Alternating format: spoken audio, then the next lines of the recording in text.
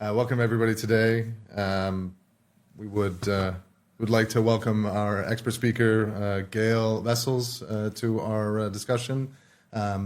She is an expert in GRC and has 20 years of experience in the space and as well as legal counsel. And Gail, thank you so much for joining us today. I think we're going to have an excellent conversation on a number of really fascinating whistleblowing topics. So welcome. Thank you very much, and thank you to you, and thank you to Speak Up for inviting me to Amsterdam. It's a place that I love, so it's very great being here. So yes, today we're going to be talking about the humanized approach to governance, risk and compliance. So it's all really about looking at people as being at the center of governance, risk and compliance.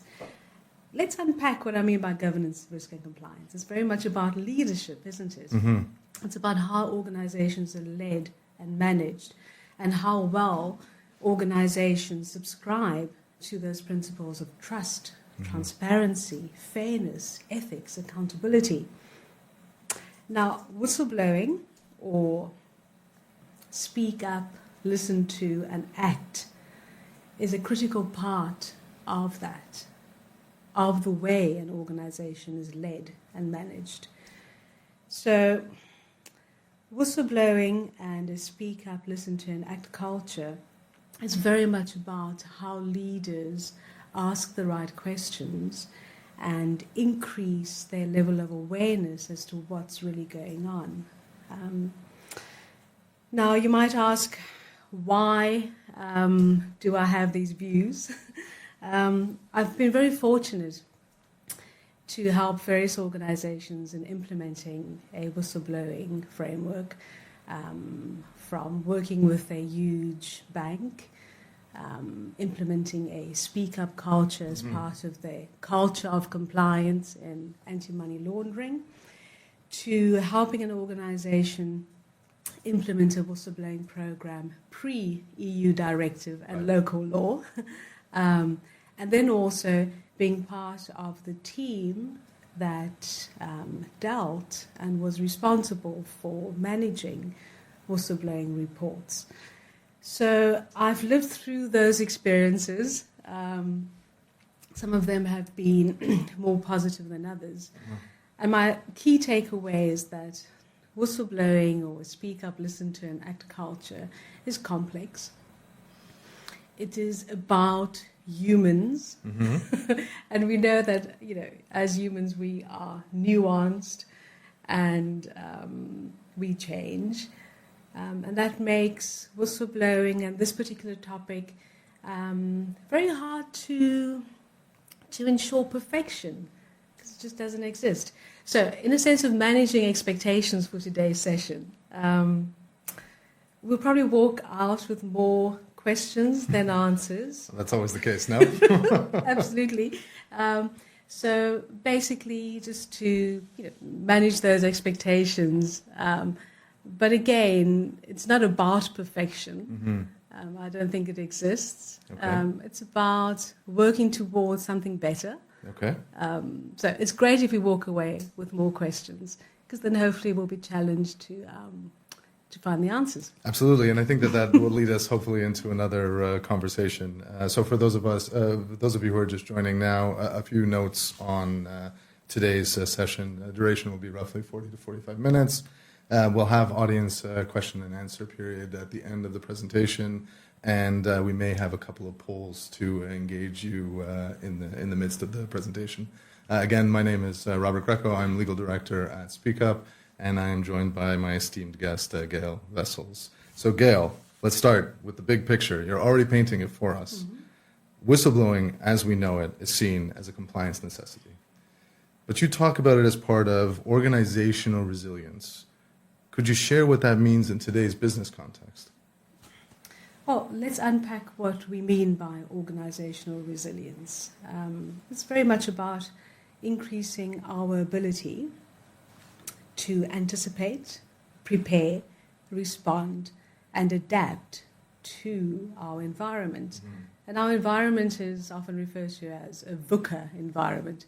It's another... Can you expand on VUCA for those of us not familiar with the acronym? Volatile, uncertain, complex, ambiguous. Oh, yes. I almost forgot that one.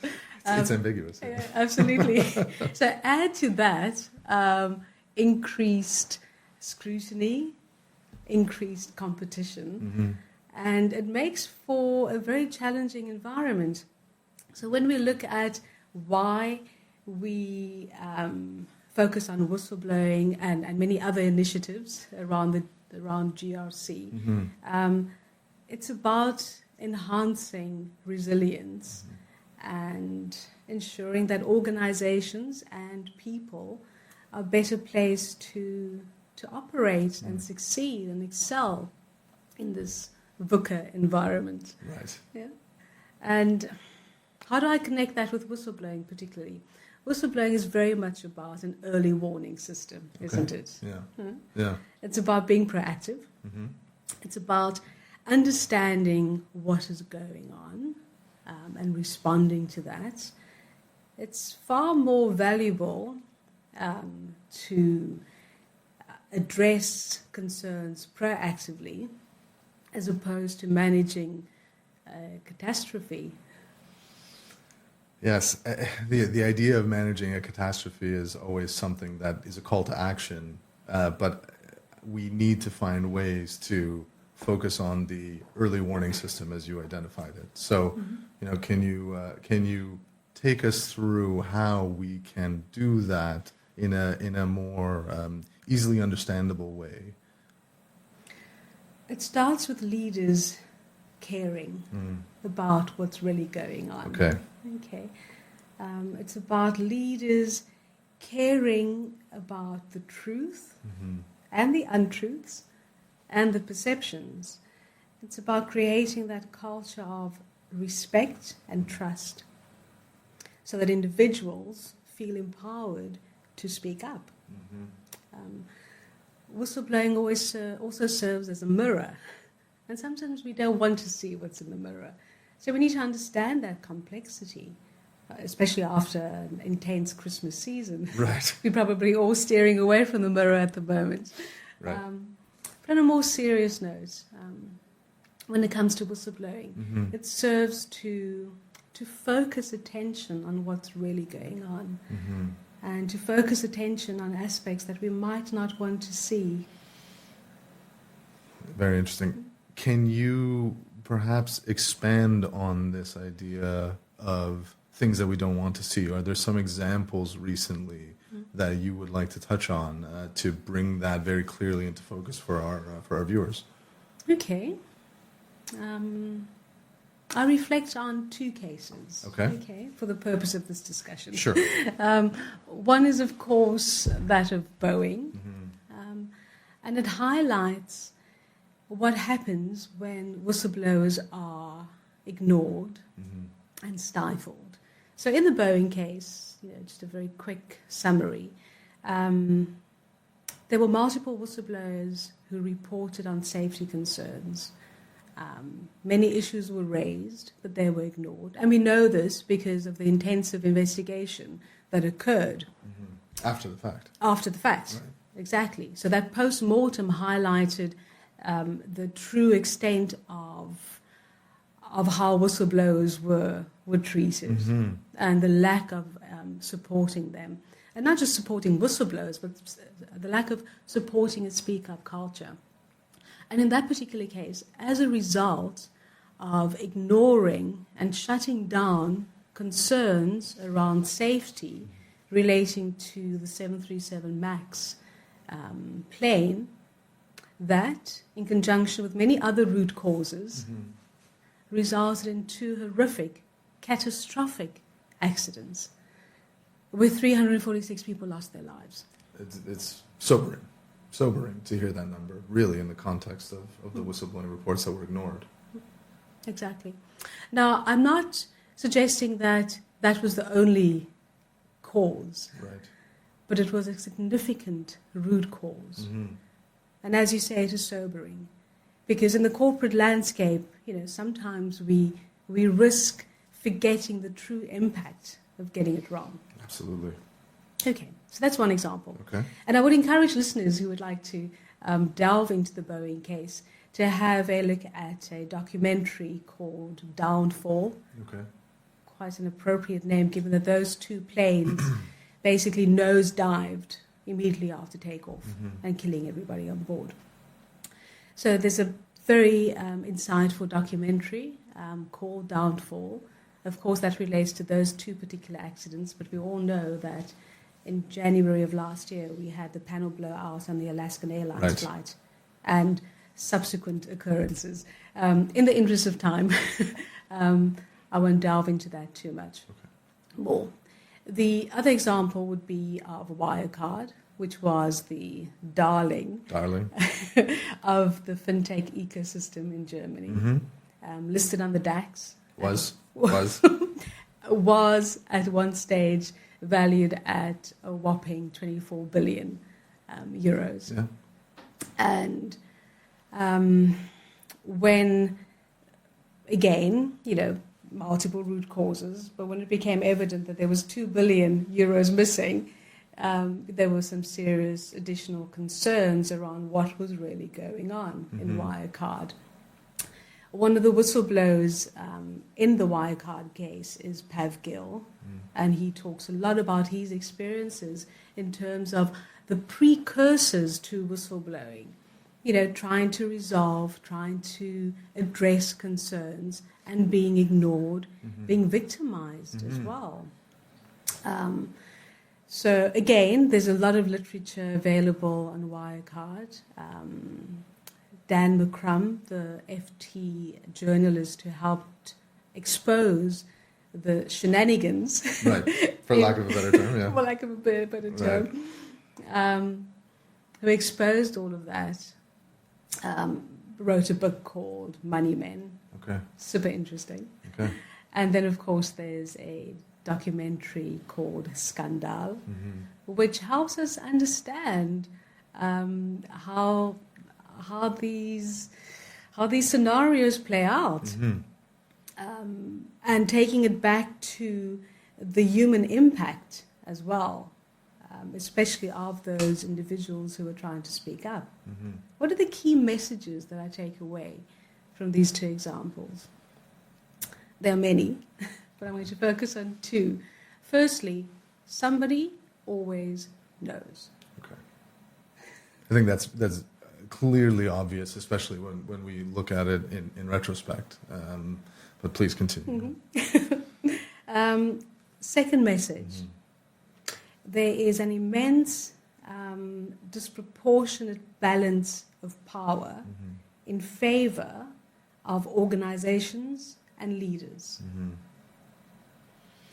So, in the context of these examples that you presented, we have on the one hand one of the two major manufacturers of airplanes that had, and there were a number of root causes, as you mentioned, but notably there were some whistleblower reports with respect to the safety of planes that ultimately resulted in the death of hundreds of people. And on the other side, you have the darling of the German fintech ecosystem, a rising jewel for the European economy on the DAX, missing 2 billion euros, who's to say where it went, and just collapsing. Somebody knew, and there was an imbalance of power. So how do we take that as a lesson going forward? Because, there is no sort of too big to fail in that context, as we've seen.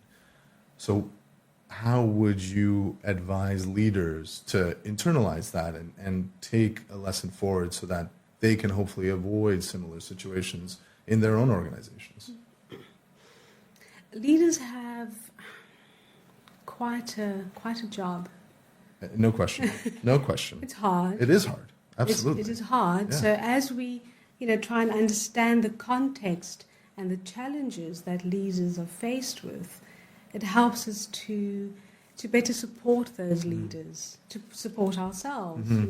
Given your position at Speak Up, you are a significant leader in this organization.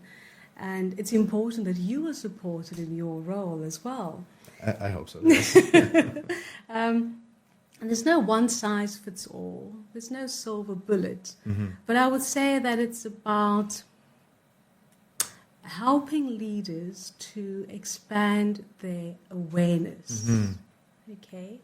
Now, leaders need to deliver on financial objectives. They need to keep the shareholders happy. Always, always. And we are seeing a huge increase in shareholder activism, Okay. increased scrutiny. Yes, You know, leaders have many balls up in the air at the same time. certainly. It's challenging, you know, and you know, I've been there in different roles, as you have, and we can appreciate the increasing complexity of managing all those different objectives. But what leaders need more is support to understand that environment. Support in terms of increasing their level of awareness as to what's really going on. You know, I talk about what's really going on. Sounds like a great song, doesn't it? Maybe there is a song. But the point is, you know, on a serious note, is that leaders have an immense challenge. Yes. And it's about increasing that awareness, that perspective, having, you know, a different pair of glasses on to see the detail. And whistleblowing helps. And there's no perfection. It's a process. But leaders need to be supported by their senior managers, by the board of directors, Yes. by the shareholders, to appreciate that it's about getting to the truth. It's about being fair. And it's about looking at sometimes horrible images in the mirror. But that is the leadership responsibility. That's why you are a leader. I think that's a really fantastic summary. I know it's some of the things that I have grappled with in this and in other roles. But there has an additional element that I think is making life complex for leaders. And that is whistleblowing sort of in this modern context now. Leaks, the rise of leaking. How would you view whistleblowing through that modern lens, through the expansion of methods for disclosure of information that could be quite damaging? Challenging question. Okay. Let's go back to what is leaking. You know, leaking is the unauthorized release of sensitive material. We know in our age of increased access to information and increased ability to publish that information as well. Well, we know that everybody's a journalist in this day and age. Yes. For better or worse. Absolutely. There's also reduced fact-checking of published information as well. Also. So there are multiple challenging variables that leaders need to manage. And the key message is that once that unauthorized release has taken place, the damage has been done. So leaders need to be prepared for that as well. And yes, it's about ensuring good data security and Certainly. the rest. But it's also about understanding the precursors to an individual deciding to release information, bearing in mind that potentially holds serious ramifications for that individual. Absolutely, yes. They can be investigated, they can be charged. It is not a decision that is taken lightly. And I'd like to mention the case of the leaker.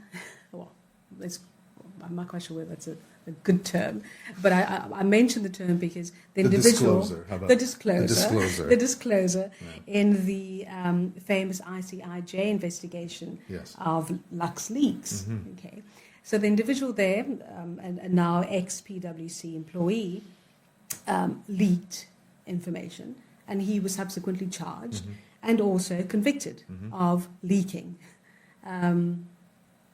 Recently, the EU Human Rights Court has overturned that decision. and has granted him the protection as a whistleblower. Mm-hmm.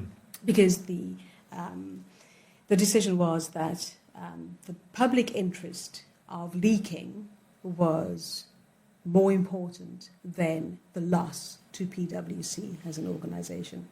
Which I think is a really excellent decision, and it again underlines the support for this idea of shedding light on problems. But how many years does it take for these things to move through the court system? It's very challenging for any person who is facing that reality, I think. Absolutely. Yeah.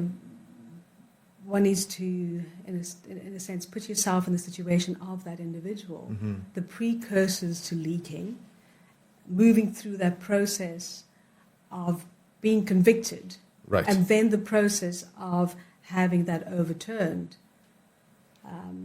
Imagine those sleepless nights. Absolutely. Imagine the tossing and turning. Mm-hmm. Imagine the implications on that person's personal life and well-being. Yeah. Sobering. Yeah, it really is. But I think that this is a really good point in our conversation to take a break and turn over to a poll that we'd like to ask our webinar attendees to participate in. And so the question for everybody today is, which aspect of GRC do you think needs the most improvement in your organization? And there are 4 or 5, I think 4 elements that are there on the screen for you to answer.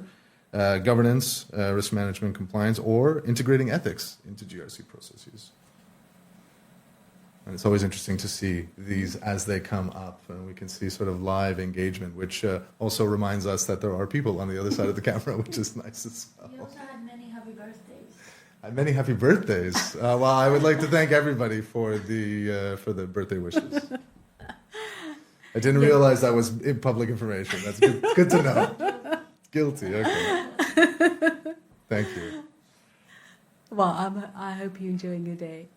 So far, it's been excellent. Great. Not least of which because I'm having this wonderful interview with you. I did bring some sweets from Spain. Specifically for me, yes. Specifically for you. Yeah.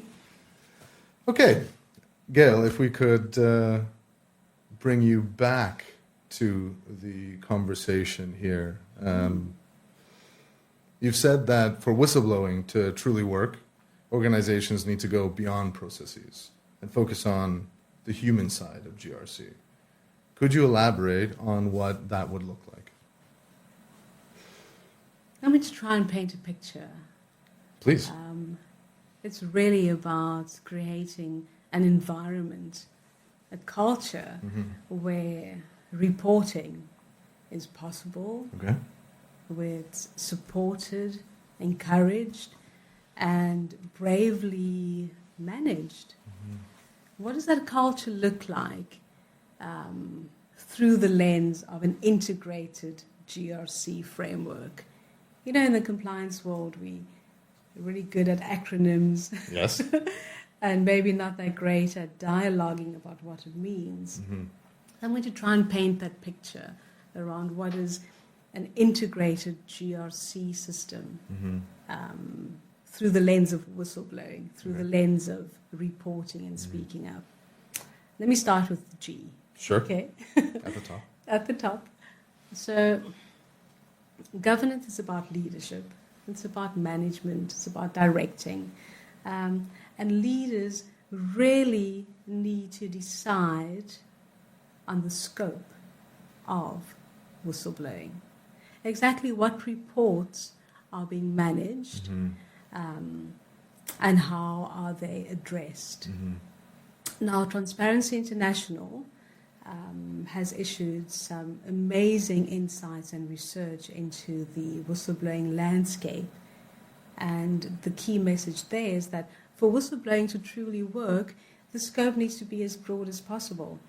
It's about covering any act or omission, any abusive behavior that causes harm. It's very broad. Very broad. Very broad. And of course, we know that only 12 of 27 countries in the EU have an adequate scope. Right. Okay, so that's the legal perspective. Mhm. And yes, we know that leaders, of course, in deciding on their obligations, would reference the legal requirement. Certainly. The challenge here is that as a leader, you need to be able to withstand scrutiny and explain why you have decided on a particular scope. Because the question will be, why are some whistleblowers protected and others not? And leaders need to be supported in having that dialogue with stakeholders who ask that question, and ensuring that their responses are coherent with the strategy. Okay. So that's one part of the G. Another part is ensuring that leaders, in fact, live the commitment to a speak up or reporting culture, and they display their commitment. So that's, the G. And in the interest of time, I know there's a lot more behind that piece of corporate governance, but within the context of whistleblowing, I'd like to raise those aspects. Let's move on to risk management. Absolutely. Okay. I'm always interested in that, especially in an enterprise context. Yes, absolutely. Yeah. I'm glad you mentioned enterprise, because often we can see risk from a siloed perspective. Often. Operational risk, compliance risk, Yeah. financial risk, non-financial risk, and all those different pieces. The challenge is really, if we're working towards, and we are all working towards resilience, it's about connecting those dots. Right. Okay. So whistleblowing, speak up culture, is about being proactive. Earlier I mentioned it to be an early warning system. Yes. Risk management is all about a proactive approach to understanding your risk universe. And I deliberately use the word universe because it is quite extensive. So whistleblowing helps us in delivering that proactive risk management approach. Okay, it's about understanding where those hidden risks are. We can't manage risk if we don't know what the risks are. Definitely not. And in the siloed context, it makes it so challenging to understand the breadth of risk as it affects different areas of an organization. Yeah. Absolutely. And then when we start joining the dots, it means looking at your reports, your whistleblowing report, and reflecting on what are you seeing in your risk register. What do you have in your incident management process? What is the message? What is the root cause? And often, the root cause of weaknesses and breaches is human behavior. Right. Definitely. So it's going back to, so why do we have that risk? How do we address human behavior? How do we encourage the right behavior? So that's how whistleblowing through that lens of risk management becomes a powerful activator and connector. Then I suppose I need to go into the last one, compliance. I think everybody's interested to know, how does that fit in then? Compliance, again, we talk about compliance with regulation, but we need to remember that regulation is the minimum requirement. Yes. Okay. We also need to reflect on what is the purpose of regulation as well. And the purpose is generally resilience, making sure that systems work, organizations work as well. So it's understanding that. And also reminding ourselves that compliance is about human requirements as well. Speaking as a lawyer or an ex-lawyer, ideally regulation reflects human expectations, what we expect of each other, the morality of society. Well, I like that. I'm going to use that. I'll take that from you, yeah. Ideally. Okay. But we also know that regulation is very slow to change for multiple Definitely. reasons. Definitely. Our systems are just so archaic. But that's a different conversation. No, absolutely. The need for change in our, legal systems. But coming back to the message that our legal systems are ideally reflecting our human expectations. compliance and compliance with regulation challenges us again to understand what is the human expectation that we're trying to facilitate and enable. So when I talk about compliance, I don't talk about tick boxing through the requirements. Right, of course. I try and take my teams and the companies I work with through that assessment of what is at the core, what is the purpose of regulation, and how do we best meet that.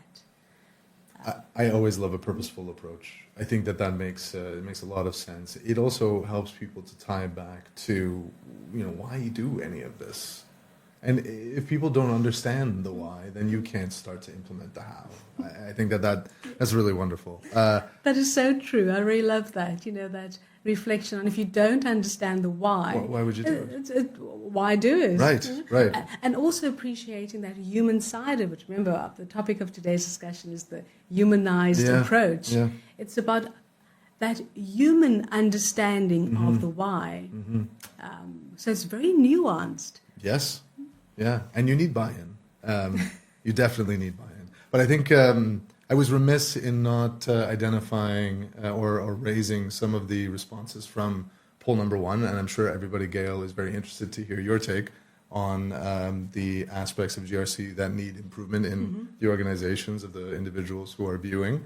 So it appears as though we had the highest number of responses in governance changing at 43% of overall respondents, with a balance equally distributed between risk management, compliance, and the integrating of ethics into GRC processes. Do you find this surprising? Or is this about where you think most organizations are sort of contemplating these issues? I think our listeners really have their finger on the pulse. Okay. Okay. And it is refreshing to see. It's a reminder that we all know where we need to focus our attention on. Okay, and it's also a reminder that leaders need support in enhancing their level of awareness on a constant basis. And leaders are not these omnipresent gods. They do have a lot of power, but Yes. it's a tough job. Yes. So, I'm glad to see that coming through, and it's also very, very inspiring, because I think it shows that we're all on the same page in terms of where we need to focus. We're talking about leadership, commitment, transparency, trust, and that's not It's a big one. It's a big one. It's a big one. Absolutely, and it's not an overnight. You suddenly turn the switch on and you have it. But it can be turned off Yes. very quickly. That is so true. Very quickly, yeah. And again, it's increasing that level of awareness as to how quickly you can turn it off. I really like that. And I think it actually gives us a great segue into our second poll question, which I think is going to be up in front of you now. And that is with respect to risk management approaches, and specifically how your organization prioritizes risk management. And this time I promise we'll discuss the responses immediately following the answers. Yeah, the idea of the switch with trust, I think it's it's this old idea that if you're accused of something, it happens on page 1, but if you're cleared of something, it happens on the back page of the newspaper. And it's the same thing with trust. It's like it takes so much time to get to a place where you have established trust, but if you've done something to break that trust, it's gone, and sometimes it's irreparable. Yes, totally. And it's also appreciating that, that can happen. That switch can be turned off. But what makes a resilient organization and resilient people is about how do you come back from that? Yes. How do you turn the switch back on? So it's accepting that there's no perfection. And that's how I manage expectations when it comes to the work that I do. Continuous improvement, though. There should Absolutely. be continuous improvement. Yeah. Absolutely. Yeah. And be prepared for making mistakes. Yeah. Be prepared for imperfection, but be committed to fixing it as best as you can. Agreed. So yes, you'll be switching the the lights on and off on a regular basis, but how do you come back from that? And that's super powerful because you build There's a whole webinar. teamwork. There's a whole webinar. Okay, there's a whole webinar. There's a whole about it, webinar yeah. in this as well. So I think now we've got our responses, and we have a bit of a split between the comprehensive and proactive approach. Oh no, maybe that's just gone up one touch, and then we've got just in a close second that parties have processes, but they're inconsistent. So I think that to me that's one that speaks to my experience. There are always good intentions, or often good intentions, but it's challenging to ensure that the processes are implemented in a standard and repeatable fashion. So is anything here jumping out at you as being telling or surprising, or is this, again, based on your industry experience, about where you think people would be? The 43% for, comprehensive and proactive approach, that resonates with my own experience. Okay. And again, it's understanding why that is so. Being proactive is challenging. You asking questions that not everybody wants to hear. That's true. That's often true. And you're also faced with, really, do we have to go there? Yeah. So it's hard. It's, again, takes me back to that image of looking at yourself in a mirror. How are you brave enough to see what's there? Because you can just walk past. You can. A glance. Just a quick glance. Absolutely. Right. But again, it's a process. Yes. Just cognizant of time, and Yes. I know that we don't have that much remaining. So I'd love to move into our final question before we turn it over to our viewers. And I would love to end with a further note on the human element that you've touched on a number of times during our conversation. And I think it's a really fascinating aspect for all of us to consider, because it is really what joins us together and what can drive the power of these programs. We sometimes forget the number of people within an organization that may be impacted with the filing of a whistleblowing report. So if you had to name just 3 critical actions organizations should be taking to build a credible and resilient whistleblowing culture, what would those be? Only 3. Only 3. Only Okay, 3. Only 3. I think I would start with supporting the whistleblower, the reporter, the individual who raises their hand. And how do we support that individual? It starts with understanding the challenges that they are faced with when making a decision to raise their hand and to speak up. It's about understanding those sleepless nights of tossing and turning, of trying to make sense of whether this is right or wrong. Yeah, absolutely. Trying to make sense of whether this is worth it. And it's such an important element as well. Yeah. What is the price Yeah. that I'm going to pay Yes. in this? And, I could mention so many other facets of the complexity that the individual is faced with. But at a high level, it's committing to understanding that, and also understanding the imbalance of power, that power is really still in favor of corporates, leaders, systems, and what that means for the individual. So when we can understand that and we increase awareness, we can then hopefully support those individuals through the process of reporting wrongdoing. Secondly, within that context of understanding the reporter's context, it's understanding the listener and supporting the listener as well. I've been in the position where I've had to manage whistleblowing reports as the head of governance, risk and compliance, and taking my team through the process of, step-by-step investigation. The reality is that the teams that, especially if it's an internal team that's managing the reports, there's a natural conflict of interest. Certainly. And conflicts of interest is normal. Mm-hmm. The challenge is how do we manage that and how do we protect against the negative consequences of conflicts. But there is a conflict. So how do we support the listeners and the teams that are managing those reports? We're talking about a lot of soft skills as well, Mm-hmm. listening, asking questions, not making a judgment. Yes. It's a process of trying to get to the closer version to the truth as possible. So it's supporting those teams in that process, making sure that you have not only the right number of resources, but the right skilled people, and empower them to also raise their hand when they are not properly equipped to manage it. Mm-hmm.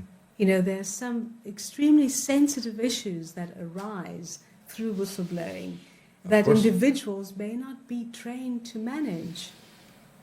So how do you actually say, I can't do this? Mm-hmm. This will not be fair on me, nor on the reporter, nor for the organisation. Again, it's about supporting leaders to increase their awareness around these nuances, the human aspect. Right. Thirdly, support the accused as well. Sometimes forgotten. Sometimes forgotten. And yes, we know that there's been a lot of focus on whistleblower protection, Mm-hmm. but we cannot forget to support and protect the accused as well. It's a process. It's about being fair. It's about enhancing trust and making sure that that individual or individuals are also properly supported. Wonderful. Thank you so much, Gail. Powerful insights, and we're so happy that you could join us today at Speak Up to discuss this very important conversation. And yes, I'm walking away with more questions than answers, but I think that that's exactly as we set it out to be, and I think that that means that it was a conversation worth having. And before we move to the audience questions, we'd like to remind everyone that building resilience through GRC is a journey, not a one-time effort. And we hope that you are able to take what you've heard today along you in that journey to help you build more resilient and human programs to help you solve the issues within your organizations. But we'd love to turn it over now to the webinar participants for any questions that you may have for Gail while she's still with us. Great. We have one here.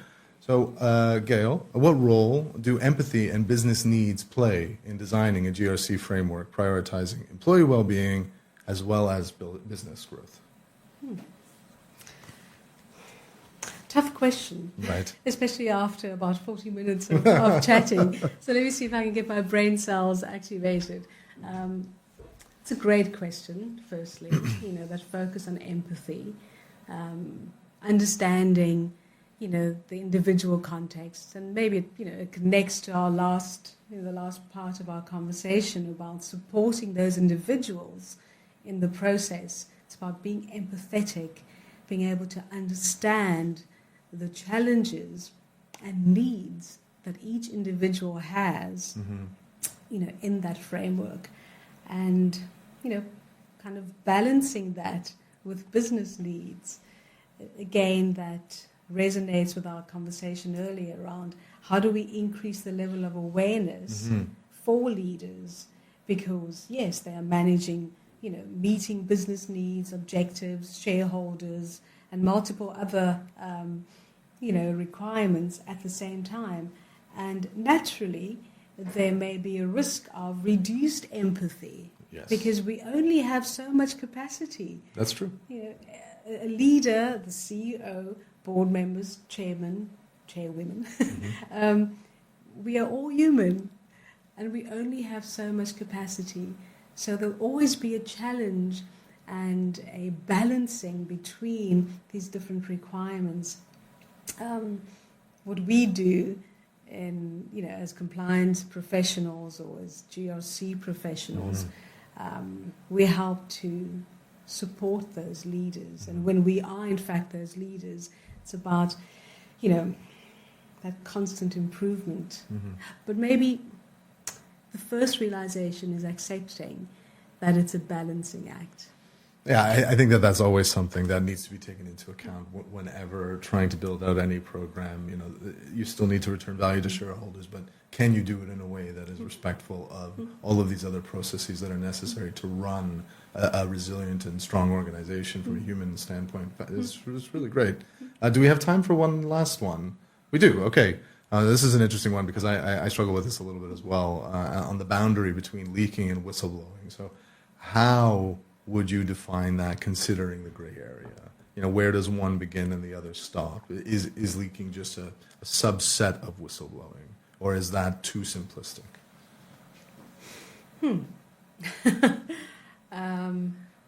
Another tough question.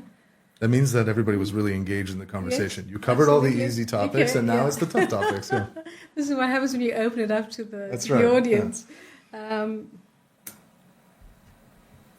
We spoke about the LuxLeaks case and the individual who was convicted of leaking, and that decision having been overturned and now being regarded as a whistleblower with the associated protection. So is there a boundary between leaking and whistleblowing? I don't know. Okay. Because it's also understanding the precursors to leaking. So if we can understand why someone actually leaked information, then maybe that provides us with information around, is there a distinction? But so the motive or is something that you would take into account when trying to... Interesting. Very absolutely. Yeah. Absolutely. And then let's not forget that any, fabricated, ill-intentioned whistleblowing report, which does happen, needs to be dealt with as well. Yes. So, we cannot be naive. So it's, as you say, understanding what is the motive, because we're talking about fairness. So it's very important that we also manage those malicious reports as well. Excellent. Excellent. I know. We could talk about this for many hours still because it's a really fascinating topic. I think we actually may even do one further one here. I have it on my screen. So to what extent, Gail, should the board and or executive be made aware of whistleblowing reports once resolved, thinking about simple issues raised? Is it beneficial and ethical to share the types of issues and follow-up actions in an anonymized format? Let's take that in two parts. Okay. I think it's, the question's kind of in two parts. First of all, and I'm reading it as well. So how should the board and executive be made of whistleblowing reports? That forms part of your governance framework. Governance is about, as we said, leadership, direction, management. But leadership, direction, management depends on information. Yes. Okay. It's the right information getting to the right committee structure. So now we're getting into the technicalities of governance. I spoke about governance a bit at a high level earlier. So now we get our hands dirty. But it's good because, as we saw from poll number 1, governance is the most interesting topic or concerning topic for our viewers today. So it's perfect as the last question. Yeah, absolutely. Yeah. So how do we create those governance structures that facilitate the sharing of the right information to the right people at the right time? Okay. So yes, we do need to ensure that our board and executive teams are aware of whistleblowing reports, because it is their responsibility to know. That's their job. Right. So the support networks around our leaders need to be equipped. So how do we design that framework in terms of this is the information, the whistleblowing reports that go to the board? Do we have it as a standard agenda item?